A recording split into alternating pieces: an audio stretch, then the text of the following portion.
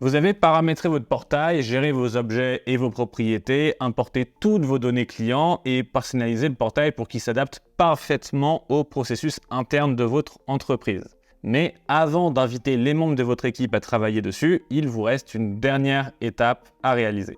Il s'agit de gérer les équipes, les sièges payants, les préférences et les permissions de vos utilisateurs. Donc dans cette vidéo, on va détailler le rôle de chaque onglet du menu de réglage utilisateur et équipe. Alors pourquoi prendre ce temps? Parce que organiser votre équipe et délimiter le champ d'action de vos utilisateurs en limitant au strict nécessaire ce qu'ils peuvent faire vous assure un plus grand contrôle sur la santé du portail HubSpot. Si tout le monde peut faire ce qu'il veut, vous allez transformer votre portail durement organisé en usine à gaz en moins d'un mois et ça serait vraiment dommage. Donc une fois qu'on se trouve dans Réglages, Account Setup, Users and Theme, vous devrez arriver sur une page similaire à celle-ci. Vous avez peut-être remarqué que sur votre portail, vous n'avez pas tous les onglets ici présents. Et c'est normal puisque HubSpot va limiter nos possibilités de personnalisation en fonction de notre abonnement. Donc pour les starters, on va retrouver que Users, donc utilisateurs, siège payant et équipe. Si on passe à une version pro ou supérieure, on va débloquer les presets. Et si on a une version entreprise, qui ne va pas concerner beaucoup de personnes, je pense, on a droit aux permission sets. Et donc maintenant, on va détailler chacun de ces onglets, mais dans la configuration de votre portail, reprenez que ceux qui sont présents dans votre abonnement. En premier lieu, on va avoir l'onglet utilisateur. Donc c'est celui qui s'affiche ici, qui va être simplement une liste de tous les utilisateurs qui sont sur votre portail. Sur cette page, vous allez pouvoir faire plusieurs choses avec vos utilisateurs, notamment vous allez pouvoir les archiver, les supprimer, leur donner un statut de super admin par exemple, et surtout pouvoir éditer leurs permissions, en gros éditer leur accès sur le portail. Et d'ailleurs, pour tous les utilisateurs de HubSpot Starter ou Pro, c'est une des seules manières d'éditer les permissions de nos utilisateurs. Mais on y reviendra en détail dans la prochaine vidéo de la playlist sur l'invitation de nos collaborateurs. Ensuite, on va retrouver l'onglet Seats, donc l'onglet de siège payant, qui va servir à gérer l'attribution de licences payantes à vos utilisateurs HubSpot. Et c'est là qu'intervient une grosse incompréhension chez beaucoup de nouveaux arrivants, parce que contrairement à d'autres solutions similaires à HubSpot, il n'est pas nécessaire d'avoir une licence payante pour pouvoir utiliser HubSpot.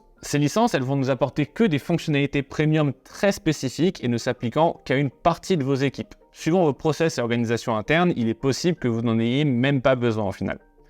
Donc, il existe deux types de sièges, comme on peut le voir ici, les sièges Sales et les sièges Service. Le premier va nous permettre de débloquer des fonctionnalités spécifiques, mais dans le domaine commercial, comme le tracking d'appels, des bibliothèques de réponses email pré-rédigées, ou encore des fonctionnalités avancées de prise de rendez-vous. Le deuxième, donc Service, va lui débloquer des fonctionnalités qui sont relativement similaires, mais orientées sur la relation client. Donc maintenant qu'on a compris ça, ne donnez pas à tous vos utilisateurs un siège payant. Vous avez un nombre limité suivant votre abonnement. Bon là c'est un portail de test, donc c'est illimité, mais sur un starter c'est 2, sur un pro c'est 5, et ensuite HubSpot vous fera payer pour chaque nouveau site dont vous avez besoin. Donc prenez le temps de consulter la liste des fonctionnalités sur la page pricing du site HubSpot pour valider si oui ou non un utilisateur spécifique a besoin d'un siège ou pas.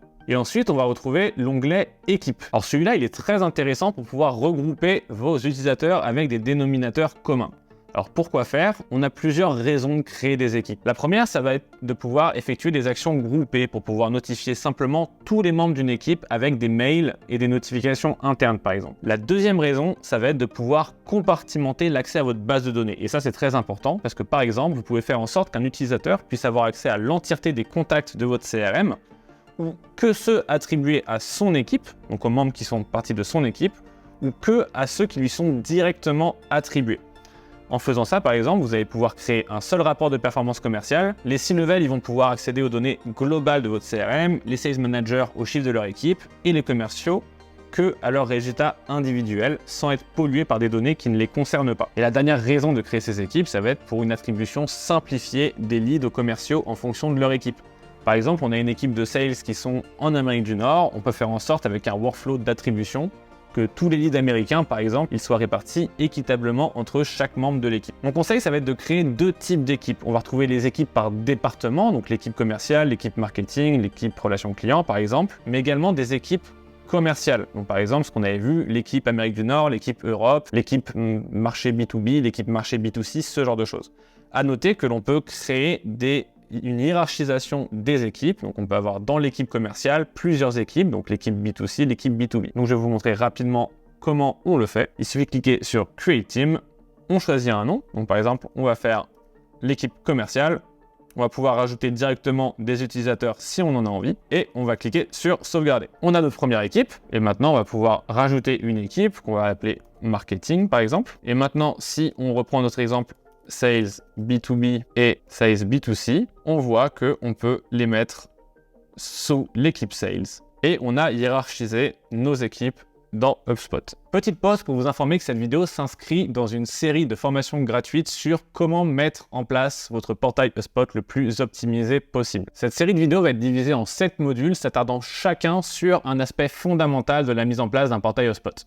Et chaque module se compose de plusieurs vidéos orientées vers la prise d'action qui va permettre de mettre en place soit une fonctionnalité, soit un aspect clé de votre portail HubSpot. Si ce n'est pas déjà le cas au moment où vous regardez cette vidéo, les vidéos de cette série vont sortir progressivement et seront ajoutées à cette playlist. J'ai également préparé une page web privée recensant l'intégralité du contenu de cette formation avec du contenu bonus pour vous accompagner dans la mise en place de ce portail.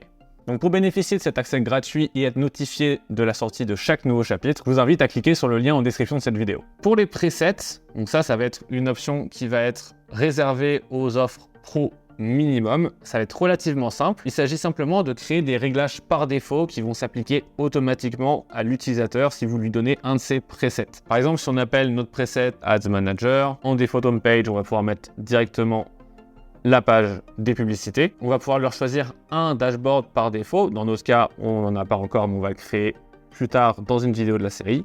On va pouvoir choisir sa langue et son format et numéro de date. On va pouvoir également créer des signatures qui vont être communes à tous ces presets, qui soient soit en format texte classique, soit en format HTML. Et on va pouvoir gérer l'entièreté de leurs notifications en créant des profils de notification. Donc ça va être un peu fastidieux à faire puisque vous allez devoir passer sur chacune des différentes catégories de notifications pour voir s'ils doivent recevoir par email, par notification, Slack, par navigateur, etc. Donc à moins que vous ayez une énorme société, je vous conseille pas forcément de les mettre par défaut. Vous laissez simplement chaque utilisateur gérer ses presets comme il l'entend et ce sera tout aussi efficace. Et notre dernier onglet qui ne va pas concerner beaucoup de monde car il est réservé aux abonnements entreprises, ça va être de choisir des permission sets. Il fonctionne de la même manière que la gestion des accès classiques que l'on va voir dans la prochaine vidéo d'un lead, mais ils vont permettre de créer des templates personnalisés d'accès prédéfinis pour gagner du temps lors de la création d'un compte pour un nouvel utilisateur. L'idée, c'est simplement d'avoir sous un nom parlant l'ensemble des accès et des blocages qu'un utilisateur va recevoir sur son portail HubSpot. Je recommande de créer des permission sets en fonction des rôles dans votre entreprise. Donc on va faire par exemple le permission set d'un commercial classique ensemble. Donc on clique sur Create Permission Set. Et là on se rend compte qu'on va pouvoir jouer avec beaucoup de précision sur chaque fonctionnalité et asset de notre portail.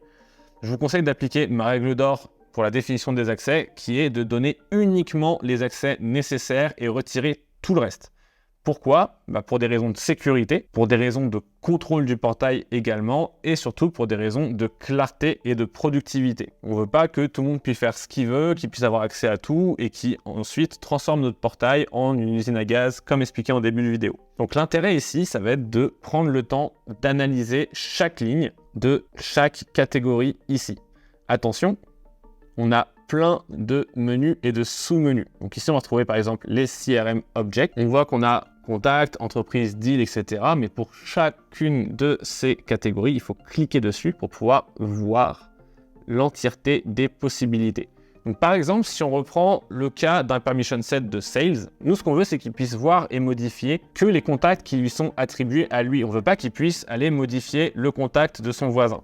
Là, comme on voit ici, par défaut, tout le monde peut avoir accès à tout. Donc il faut manuellement aller chercher et dire contacts VOWN.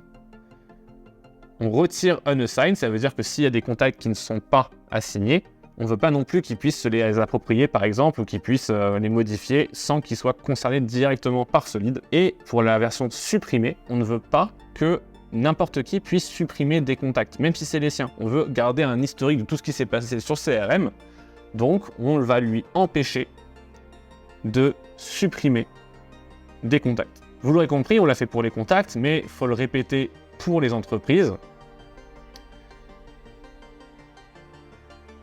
Et pour les transactions, les tickets, en fait, tous les objets que vous allez utiliser au quotidien sur votre portail. Si on continue, on voit qu'on a les CRM Tools. Donc, par exemple, on ne veut pas qu'ils puissent importer des données, on ne veut pas qu'ils puissent les exporter non plus, donc ça c'est bon.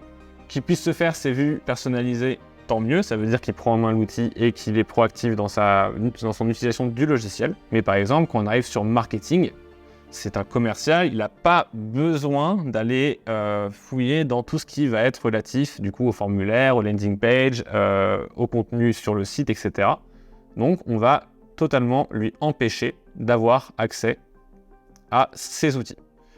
Vous l'aurez compris, vous passez sur chacun des onglets et vous pouvez définir ensuite ce qui va lui être accessible et ce qui va lui être bloqué. Donc pour chaque ligne, il est important de se poser la question, est-ce que cet utilisateur il a besoin de cette fonctionnalité ou est-ce qu'il a besoin d'avoir une vue sur cette donnée? Et si oui, à quel niveau il a besoin d'avoir accès à cette partie-là de votre CRM? Donc quand on parle de niveau, on parle de lecture, modification ou création, suppression. Une fois que vous avez géré l'entièreté des accès, vous avez juste à cliquer sur le nom, lui donner un nom et sauvegarder. Et donc maintenant, quand vous aurez des utilisateurs, vous pourrez directement cliquer sur Action et cliquer sur Assign Permission Set pour lui donner un pré-réglage que vous aurez défini au préalable.